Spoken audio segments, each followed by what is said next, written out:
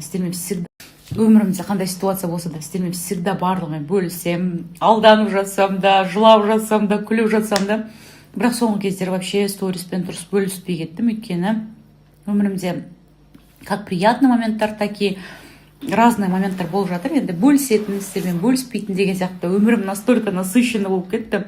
Бұрыннан бері мен өмірім негізі насыщенный, да. Бірақ қазір одан да насыщеннее болды. Сонымен, честно сказать, бұрынғы сияқты сторис түсіремін, бірақ соны монтаждап салуға уақытым жетпей қалып жатады. Анау дейсің, мынау дейсің, жүгіріп жүріп, сонымен, как видите, уже таң атып жатыр. А я только сижу, кушаю, представляете? Но столько у меня жизнь вообще, говорю, мынандай болып отыр, мынандай болып кетті, өмірім не болып кетті, өзім түсінбей қалдым. Вот.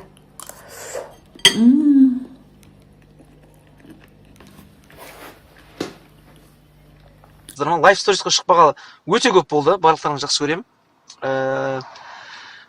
Бір керемет нәрсе қуанып тұрмын да достар. Осыдан бір жыл алдын ба алып кетем деген ән жазған болатынбыз. Оны эфирге айттым, эфирдегі ол 1,6 миллионнан астам просмотр жинап жатыр екен, Аллаға шүкір.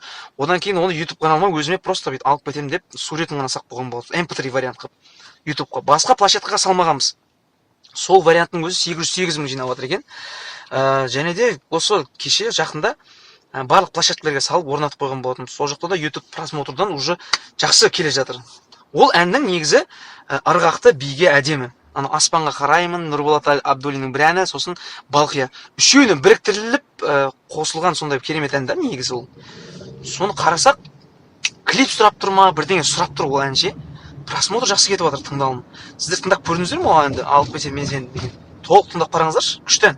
Қарбыз алдым, короче, күніге кешке андай болып кетті ол. Ритуал деймін, қалай деймін. Жемесем басым ауырып тұр, но мына қарбыз дұрыс болмады ау деймін, күшті. Алдыңғысы күшті.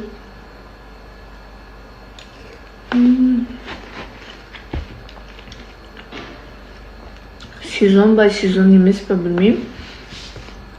Но күніге жеймін. Қазір осы примерно 5-6 килограмма 2000 теңге ғой. Осы кішкентай деп шақтап аламын, соның өзіне 2000 теңге шығады. Бір нәрсе 1000 теңге, 500 теңге толтырып алатын еді ғой. Қазір осындай аламыз. Сосын, ойбай, мынандай алғам, тоже алма, огородтікі деп. Бірақ дәмі жоқ па, білмеймін. Домашний десе де дәмі жоқ па, сондай. Нағарымыз бар ғой, ұнамай тұр. Жегім келмей қалды. Осы бүгін магнумнан ала салып едім, ана үйдің қасында жеміс жидектен үлгермеймін. Үйдің қасында прям піскен жақсы еді. Мынау қап қатты маған бір бәле 2000 теңге алып едім соңында. Бір қатты жегім келіп, білмеймін, күнді кешке жесем күшті да. Жеңіл еще. Мен білмеймін, амал жоқтан жей береді сияқтым что-то. Сүріп болдым, шықтым. Тәуелсің мемлекаға бір шаруалармен. Вообще мен локоны істей алмаймын, но жоқтан бар дедім, бір жасадым. Не по барабану, қалай тұрған, вроде бы нормально тұр. Так что не судите строго, демек. Сол. Вай, тағы күшті болып тұр ғой. Аза қайырлы таң, қалайсыздар, амансыздар ма? Бүгінгі таңымыз жаңалықпен басталып жатыр. Аяқ астынан қабылданған шешім болды. Енді хан үшін өте жақсы шешім деп ойлаймын. Садиктен келіп, документтен алып кетіп бара жатырмын. Басқа садикке апардым бүгін. Пробный күні. Алла жазса бақылаймыз. Қазір андай қобалжып отқанайын ба, қазір толық айта алмай отырмын. Сәлден соң, может, не үшін ауыстырып жатырмын, не болып жатыр, барлығын түсіндіріп айтатын боламын. Қазір сағат 10-да перевязка крем, оған дейін біраз уақытым бар. Стористер салып тастайын. Алдыңғы садигімізге почти 2 жылға жуық уақыт бардық. ол жақта ұжымға алғысымды айтамын. Айтады ғой, су ішкен құдығыңа түкірме дейді. Не болса да сол жақта білім алды, ұйықтады, ішті, жеді, хан деген сияқты моменттер.